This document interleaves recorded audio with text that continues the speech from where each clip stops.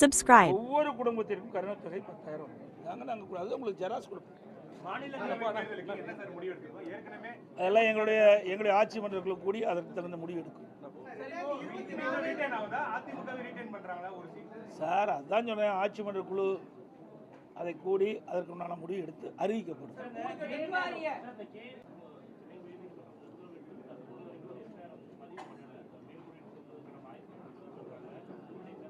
Sir, என்றைக்கு திமுக நீதிமன்றம் கொடுத்த தீர்ப்பை ஏற்று அமுல்படுத்தி இருக்குது?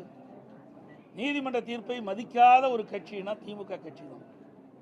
இன்றைக்கு திரு நேரு அவர்கள் மீது இடி ஆதாரத்தோடு குற்றச்சாட்டுகளை அங்கே இருக்கின்ற மாநிலத்தில் இருக்கின்ற தலைமை காவல்துறை அதிகாரிக்கு அனுப்பிட்டிருக்காங்க. 3 முறை அவள் அறிக்கை அனுப்பப்பட்டதாக தகவல் செய்திகள்.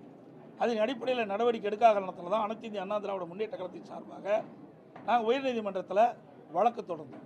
அந்த அடிப்படையில் நீதிமன்றம் விசாரிக்கப்பட்டு இடி தாக்கல் செய்த அந்த அறிக்கையின்படி அதில் என்னென்ன விவரங்கள்